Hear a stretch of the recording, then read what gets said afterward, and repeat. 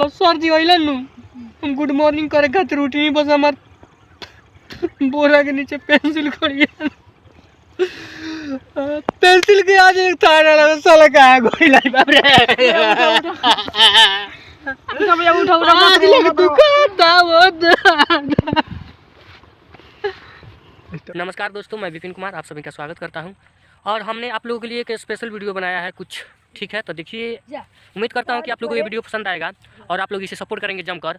और लाइक कीजिए, शेयर कीजिए, कमेंट भी करके बताइए भैया अगर आप कहीं से भी देख रहे हैं।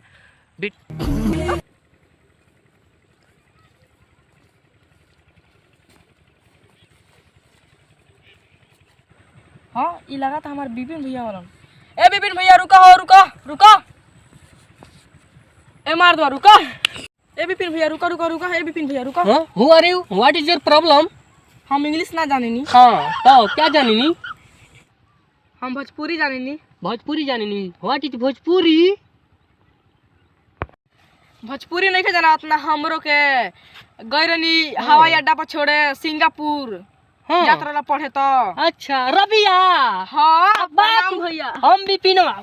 ये मैन प्रणाम नहीं करते हैं, एजुकेटेड आदमी है, दुनिया बदल रहा है, जमाना बदल रहा है, इसलिए हम लोग प्रणाम नहीं हाथ मिलाते हैं। तो भारतीय रिजी निवात है। रिजी निवात है तो का हो गई? अच्छा जा दो रिजी निवात बा बॉडी बा गला मिला है, लेकिन सोशल डिस्टेंसिंग के पालन करो, कोरोना बढ़ गई बा। हाँ। चल और सब ठीक बानू? हाँ ठीक बा। ठीक बा चले के तो हम परदेसी। अरे भैया सुन सुन के हरी नहीं चिंता तोरा हमार विपिन भैया हलन। अच्छा कहाँ रहलो? ई गैरन विदेश पढ़े। चलो ना भेंट करो, ढेर पढ़ के आइल बड़ा। लगा था गांव भर में हुए ज्यादा पढ़ रहे बड़ा। चुप। ओका से हमार बचपन से दुश्मनी चलेला। का दुश्मनी बा? जाना तो ओका से पूछ लियो। अच्छा ठीक बा, उनकर हम बुला के लिया। ए विपिन भैया चलो ना नंदना से भेंट करो। ना जा मुकर लगे भेंट करे। का है ओकरा से बचपने से हमार दुश्मनी बा, तारा नहीं के पता। उहो कहता दुश्मनी बा, तू कहता दुश्मनी बा। कथी के दुश्मनी बा हमरो तो बताओ लो। हमार तो बतावे वाला नहीं के, बहुत लाज वाला बात बा।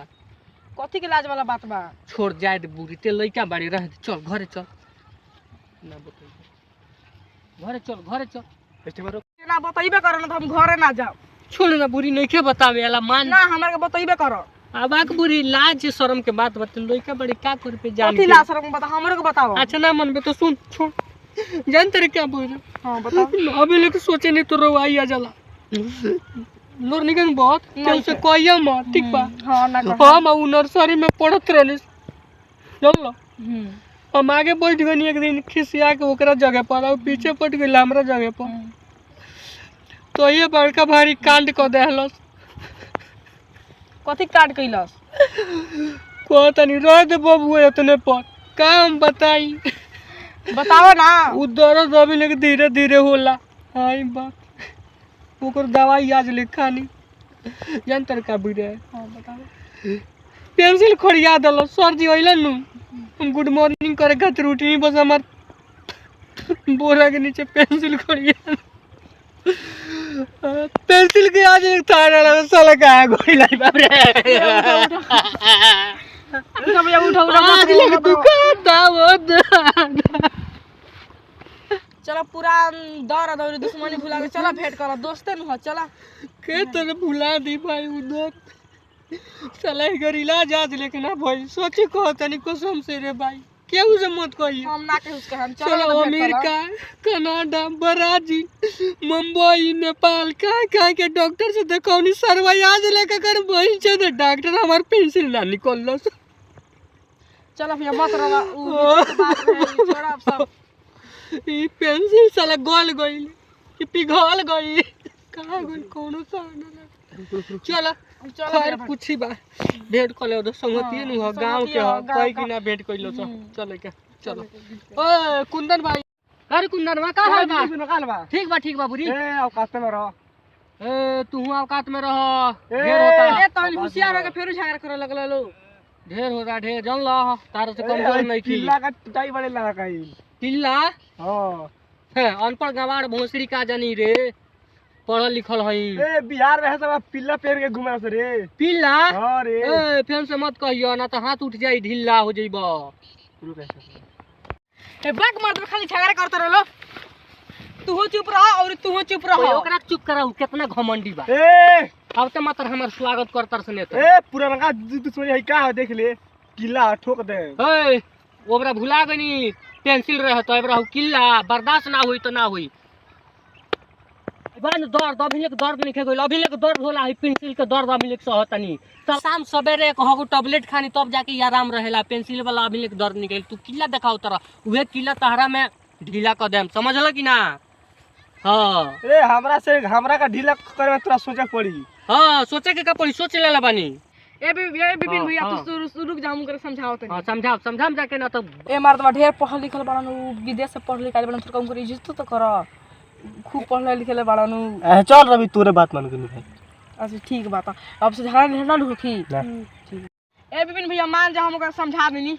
अच्छा ठीक कहले बबुआ समझा देले तुमका पता नहीं है हम कौन चीज हई। हां उ नहीं हम जो चीज हई नु तब हाँ। दुनिया में केहू ना जानत कौन चीज हई। हां हां ठीक बा चल बुला के जाओ गले वाले मिल ली। ठीक है चला बिपिन भैया तारा गली मिल के बुला रहा। ए बुरी छोड़ ला पुराना का। हां बुरी छोड़ जाए दे हम निकल लंगा टिया यार होई से चाय दे चाय। बाप रे बाप उठो आई माई हो इतना भारी काहे हो गेल बड़े रे।